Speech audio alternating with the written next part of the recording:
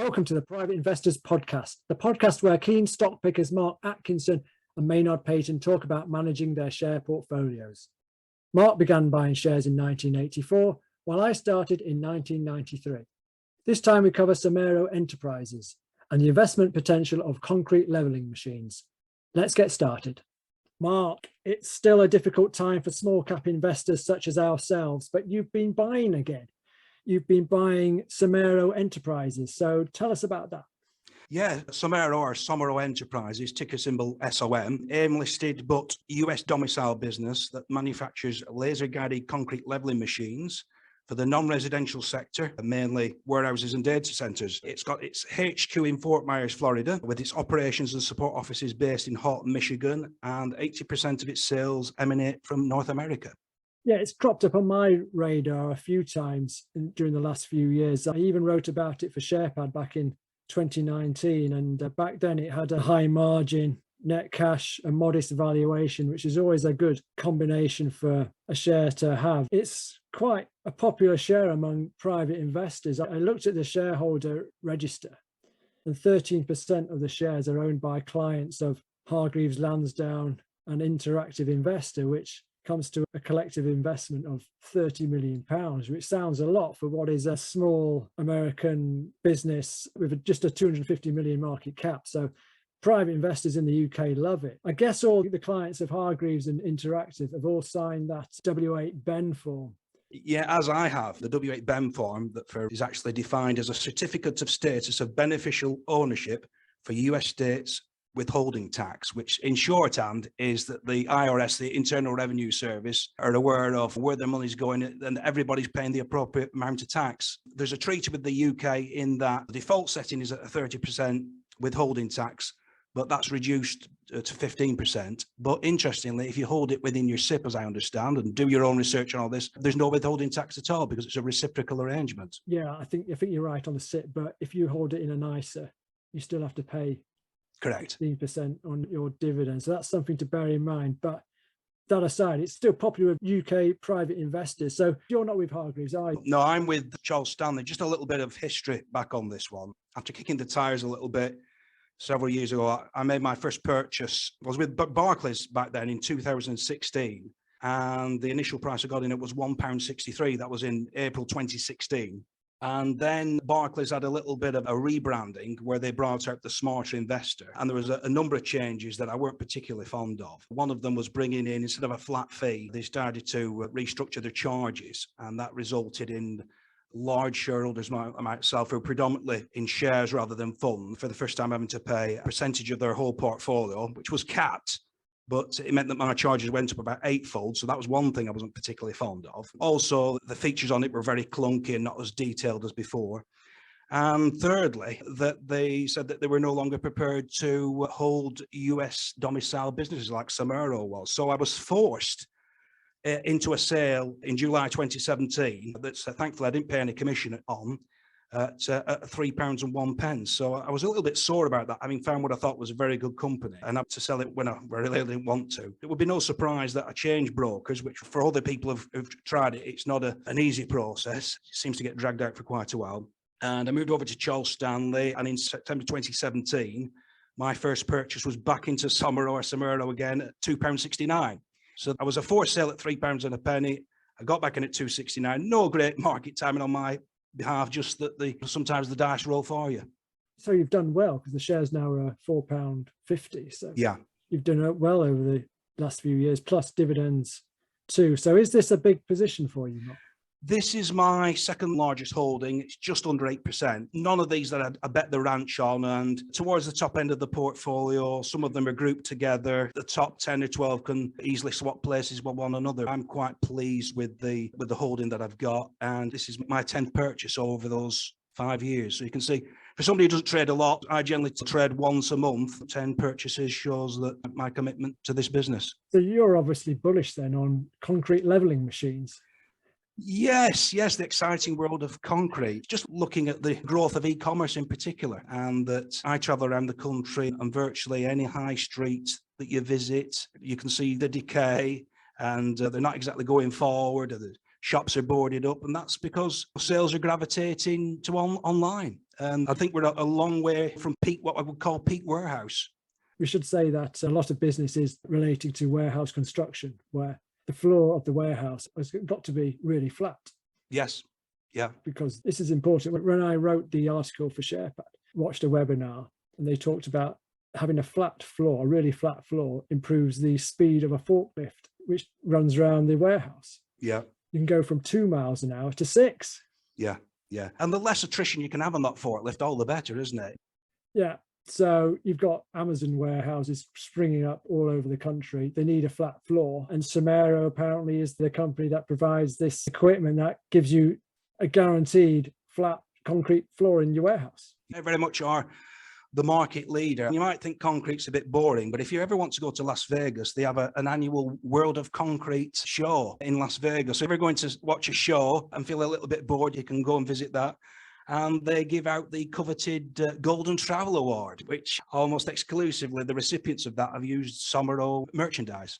That sounds a great event, the Golden Trowel. Yeah. But trade events or trade information can validate what the company says. So I look at the annual report for Somero and it talks about industry-leading equipment, innovative technology, world-class products, and designs protected by 90 patents. But that's all well and good. But I guess if the customers are winning these awards and they're all using a certain piece of equipment from Somero, that's extra validation which backs up what the company is saying. Yeah, I don't think it's just the product is excellent in itself, but I think they do get very close to their customer. They want repeat business, and at their facility in Fort Myers, that's where they conduct the training. You can send your staff to be trained on the latest piece of equipment. And on top of that, they have got, for customer service, a 365-day, 24/7 contact center, so that if there's any fault with your machine, suddenly seizes up or all the lights start flashing like on a Christmas tree, that you can get in touch with somebody to find out what's going wrong with it.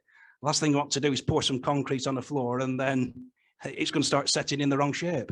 Yeah, you're on a deadline. If you are on site and you're the contractor and the mixer comes on site, starts pouring it, you're on a deadline, aren't you? Absolutely. So your equipment has got to work. So the recent track record of Somero, that's been pretty good. The last few years have been very impressive. Certainly last year was very impressive. But the history of the company, if you go back further back to the financial crash, I think this is perhaps one issue for shareholders, is that it did have a difficult time, 2008, 2009, where sales were over $60 million in 2007 and then crashed down to just 20 million a few years later. So it lost 2/3 of its business in just a few years, where during that difficult time. At that time, then profits disappeared, the dividend disappeared, and it was a bit touch and go with the business, I think. But it's recovered well since. It had an impressive sort of pandemic performance, I thought, for the type of business it does. So, yeah, the pandemic probably acted as an accelerant, didn't it? Where we were locked down, we couldn't go to physical shops. So it probably encouraged people to go online, and probably people shopped online that had never done it before and actually found it's a lot easier than I thought, and it's a lot more convenient. Yeah, and that knocks on to more demand for warehouses and flat floors for e-commerce, robots and forklifts in your distribution warehouse. Last year was exceptional for Somero because sales just before the pandemic were bobbing around between $80 and $90 million, and then they jumped up to $133 million last year. And the profits were between $20 and $30 million, and then last year they jumped up to 45, so a 50% profit rise. And you look at the margins, 25% plus in the last few years, that sort of suggests a moat. And return on equity as well, 30% average over the last few years, pretty impressive. So I can see why 13% of these shares are held by private investors, Hargraves and Interactive. What's really impressing me, having revisited this share, is the special dividends, because it's paid out 6 special dividends over the last 6 years. So one every year for the last 6 years, which is very impressive. So the cash has been piling up, which is at $42 million. And it's got this policy of distributing 50% of anything beyond what was 20 million, but now 25 million as a special dividend. So the cash has been piling up and it's just been paying out special dividends. So yeah, it's fantastic stuff. That's one of the beauties about a business that's got a defined policy on dividends, that when you consider cash position, you can do the back of an envelope calculation and work forward what you're potentially going to get. Yeah, I reckon so we've cash at 40. They might be a surplus seven and a half or $7 to $8 million, which is about 11p per share, I think. Yeah. So that might be forthcoming soon. Yeah, it's an extra 2 or 3% Yeah, on the headline dividend rate. Yeah, I'll take that. Yeah, I'll take that. You mentioned the credit crunch, and when it was perhaps on life support at that stage, and I think that's investors have been looking over the shoulder, and that's probably the reason for its what you would call a modest rating. Is that what's it going to be like? How is it going to exist if it goes through the next recession? Now, it's a slightly different business because it was floated in 2006. It came with some debt. So 3 years later, the credit crunch comes.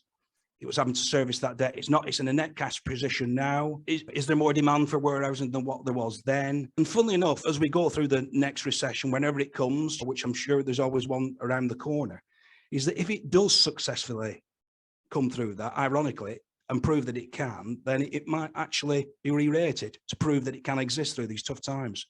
Yeah, as we go forward, what happened in 2008, 2009 becomes more of a distant memory. And as you say, it's got net cash now, whereas before it had net debt. The shares were hit rock bottom back in 2010, 20 pence, near-death experience. I don't see it having a near-death experience this time around if there's another sort of sizable downturn, because it's got this cash. But I suspect there will be a slowdown in sales. One issue is that these pieces of kit are expensive to buy. The larger boomed screeds machines, they sell for $300,000 each. And the average piece of kit is about $170,000. So going back to 2009 and 10, and they used to sell some of the larger machines 100 a year. And that dropped down to just 20 during 2009, 2010. There can be sales of these machines can just stop suddenly. That's the risk if the American construction industry goes into reverse, is that people just won't have enough money to buy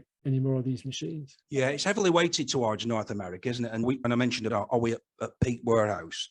But when we look at the UK, is the leading e-commerce country, and with average per capita of $4,200 per person. Against that, if you look at Germany, for example, it's $1,283. So they're quite a way behind. It's just a different culture of how they do the shopping. We probably take into it a little bit easier. But if you look at some of the estimated growth in e-commerce, it's coming from countries like, and these are all in the 20% growth this year, Philippines, India, Indonesia, and Brazil.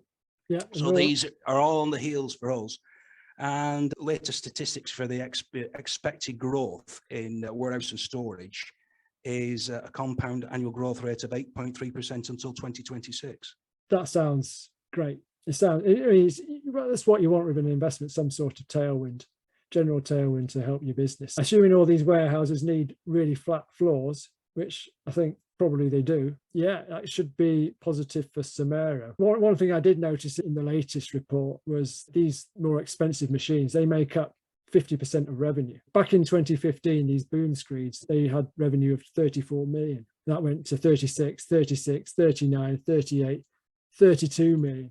And then it jumped up to 65 million last year. So all of a sudden, there's this sudden demand for this particular high-end machine, which I'm not sure why that was, but the company describes this machine or these boom screeds as legacy in the annual report, which is a bit strange because that suggests that it's an old type of product which is on its way out and is out of date. And yet the revenue jumped up, doubled last year, and now represents 50% of the group's total sales. I don't know why that is. It's just something to bear in mind. That's a question that I think for management is just to explain if there's a dependence on a particular machine here. Yeah, because these machines selling for $300,000 each, it's a lot of money, and is it sustainable? So yeah. They're not a one club golfer, are they? They've got about 20 different models, haven't they, in the portfolio? Yeah, it's slow. It's a little bit slow going, but they've had, I think, 11 new products now since 2015. So they've upped the research and development and product launches. So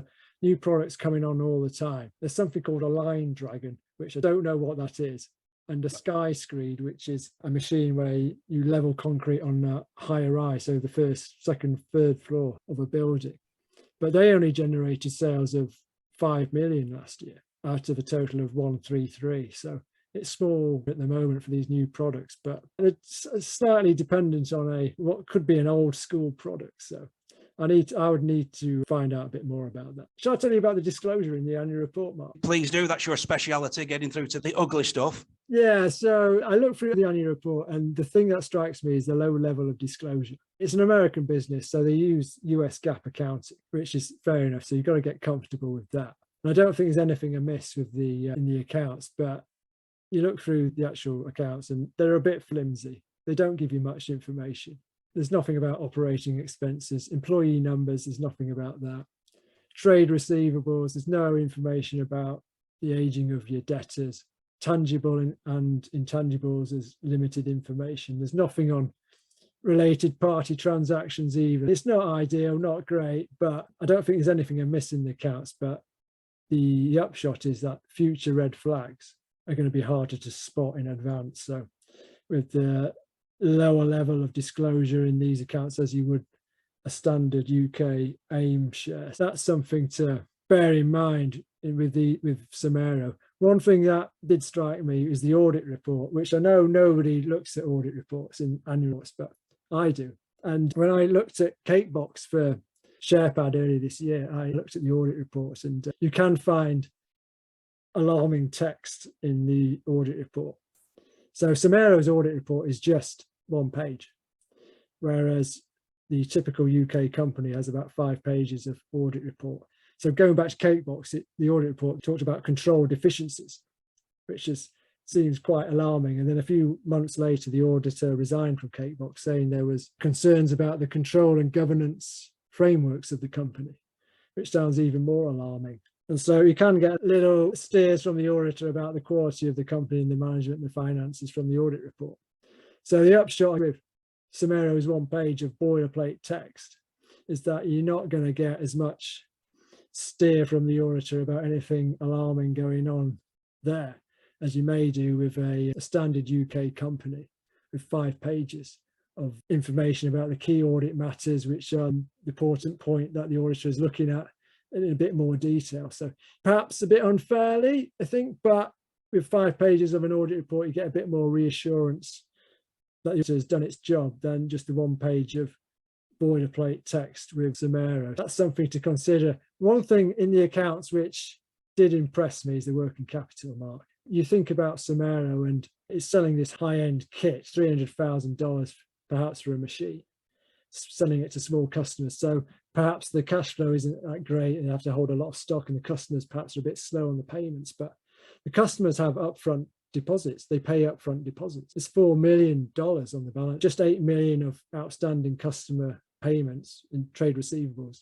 which is low versus the 133 revenue, and stock of $14 million. That's low as well. It's really well managed on that front, the working capital, because for a manufacturing business selling high-end kit, which costs a lot, to smaller businesses, I just think that's really impressive stuff from the management there. So what do you think about management at Somero?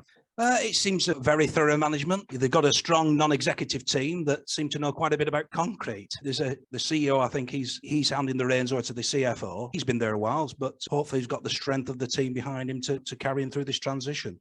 I can imagine the conversations at board level do talk about concrete a lot. You mentioned the non-execs. One's a president or former president of the American Concrete Institute, which sounds great. And another is a director, a former director of the American Concrete Pumping Association and the Concrete Pump Manufacturers Association. So they sound like they know a lot about concrete, which is good for the business. The sales director, he used to be a concrete contractor. He set up his own concrete contracting business. So I suspect he knows something about actually pouring concrete into the ground and making sure the floor is really flat. And they're old. yes. I think the chairman's about 85, isn't he? Something like that. Yeah, he's late 80s. Yeah. And the chief exec's 74. So right. he's been there a while, hasn't he? It's good to see that there's no ageism there at that company. No, yeah, but age is good. Buffett's still around it. He likes old chief executives, doesn't he? And he's not done too bad. And Charlie Munger's older than him, isn't he? Yeah, but I think some of the chief execs who work for them, some of them are 70s, 80s. So yeah, he likes experience, let's say. I think the transition to the CFO, I don't think he knows that much about concrete on a hands-on basis. But as long as the R&D budget continues and they keep up the technical innovation on the product development, I think they should be okay. Yeah. One disappointment is the chief exec. He only owns 1% of the stock. He's been there chief exec since the company floated in 2006.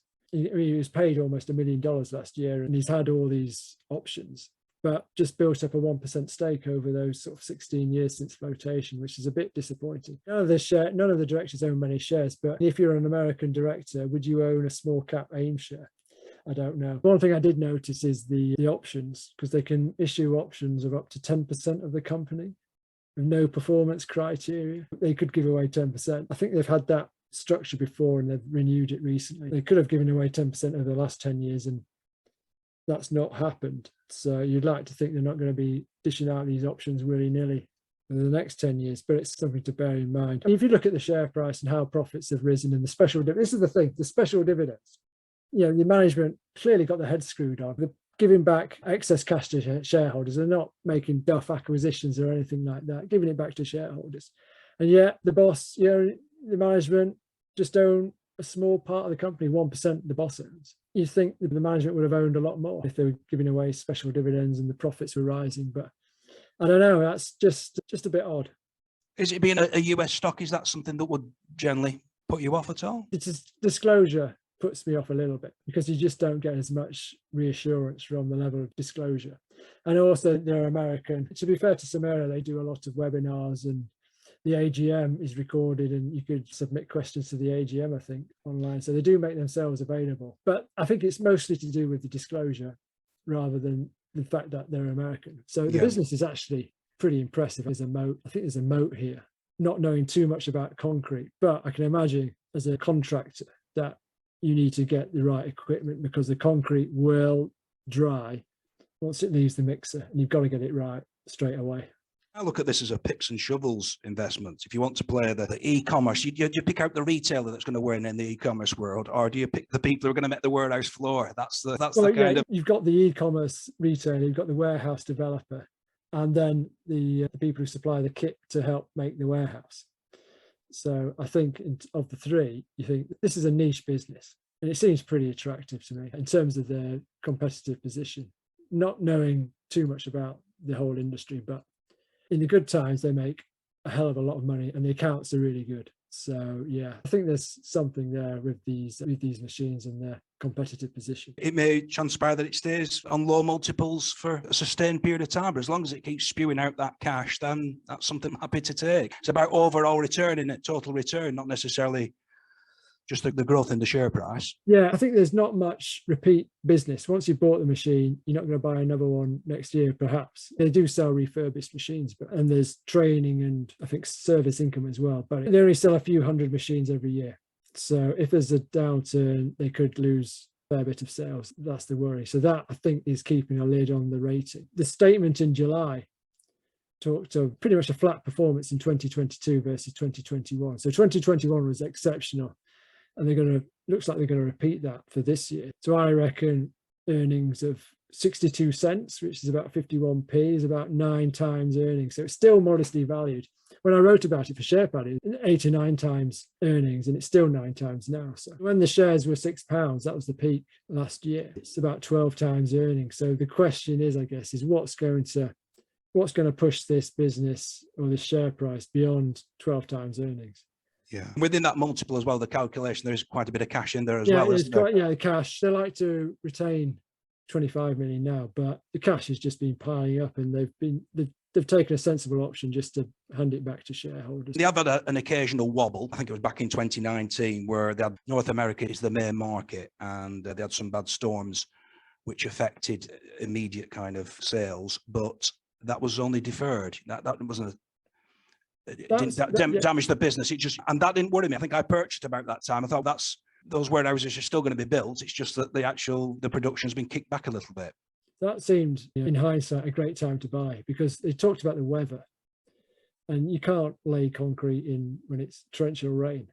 Although why contractors decided not to buy machines when it was raining hard, I don't know. But it's difficult to lay concrete when it's cold and wet. In retrospect, that was a great buying opportunity. It looked like a short-term problem, and the moat as such was still intact. It hadn't been disrupted by some other companies, just a short-term issue. So I think if there's another recession in the States, that could be even more of a buying opportunity, because like we said, the company could come out of any sort of recession even stronger than before, because the smaller competition will really struggle, I think. And I think this is probably by far the largest business in the industry of manufacturing concrete equipment. What's also encouraging is they're building new facilities in Michigan, in taking capacity to up to $175 million of sales every year. So that's up 30% from last year. They're calculating on some growth then, obviously, aren't they? Yeah. You must be thinking, well, I'm going to sell more of these machines. If the sales go up 30% to fill up this new capacity, and you think maybe earnings could go up 30% as well, maybe. And that puts it on a PE of less than 7 if that happens. Yeah, they must be bullish if they're opening new facilities and thinking, yeah, we can sell 30% more kit in the next few years, perhaps. Do you think partly some of the valuation, a suspicion of why a business like this, which is US domiciled, is on AIM? Do you think that could be a consideration? Not anymore. No. I remember reading questions about this. Why is it listed on AIM when it's an American company? And years ago, that may have been a valid question, but it's been around for 16 years now on AIM. It's not really had any sort of untoward issues about it being American. Yeah, I think the history on that was that it was previously owned by private equity, and the previous IPOs onto AIM and just decided to do the same with Somero, and it seems to have met their needs. Yeah, there's lots of institutions own it. Private investors, as we said, love it. Amazingly enough, as in a small American share, they seem to love it. But looking at the accounts, I can totally understand why you've bought more. And private investors in the UK own at least £30 million of Somero stock. The issue for me is this company never going to trade at more than 12 times earnings. I don't know. So maybe you've just got to buy it really cheap to get a really good return. But the yield is, 6%, something like, or approaching 6% now. It still looks modestly rated. The accounts look great. The issue is there going to be some sort of economic downturn in the States where the contractors are going to stop buying these $300,000 machines. One thing would have affected the rating is if that cash is reinvested in the business, isn't it? And invested in forever new kit and expanding. But if they've got enough cash for their needs, then there's only other alternatives to hand it back to us, really. Yeah, they need 25 million. They've said anything beyond 25 million, they'll split half to the business and half to shareholders. So 25 million seems an ample buffer to ride out any downturn. I would like to think, but who knows? If there's a downturn in the States in terms of warehouse construction, you think this is going to suffer. But it could be a long-term, really good buying opportunity then. I mean, I've never been put off, particularly by it being across the pond. For example, they've got their interims on the 7th of September, and following that, on the 13th, they've got an investor presentation, which not only shareholders, but just interested investors can, if you go onto their website, you can sign up. And they always seem to be very open on answering questions and answering them thoroughly. It's easier to get to AGMs and site visits in the UK, but I've not visited every one of them. Again, the internet it's made the world a smaller place. Yeah, I think I'd ask them about the boom screeds and why they're 50% of revenue and why they call them legacy. Are they really old school products? After this discussion, Mark, are you still bullish? Have I put you off? You've tried your best. No, as I've said, I've been a consistent purchaser of this stock, and I wouldn't bet the ranch on it, but I'm happy to keep it as part of a diversified portfolio and just keep that one of my top holdings. I think I would have already owned it. If the management owned more stock and there was better disclosure, I think I would have already bought it years ago, because it keeps cropping up on my share pad, filters, net cash, high margin, low multiple. It's always there, and yeah, it's always staring at me. And I think I would have bought it years ago if the management owned more stock and the disclosure was a little bit better than it is. The issue for me is that I've got in my portfolio at least 3 other companies yielding 6% at the moment, and there's other options as well. So you think, do I buy shares which I know a lot about at 6%, or Somero, a 6% yield as well? I think if I was running a diverse portfolio like you, Mark, I would already own Somero. So yeah, pretty good. Yeah. With your portfolio, is it a case of it would have to replace, or do you? Probably have to replace one. Yeah, rather than keep forever adding. Yeah. But I've got high margin, cash rich, high yielding shares already in my portfolio, but with slightly better disclosure. Let's finish on that, shall we? Okay. If you enjoyed the episode, please let us know by liking, subscribing, or even leaving a review. Until next time, thank you and goodbye.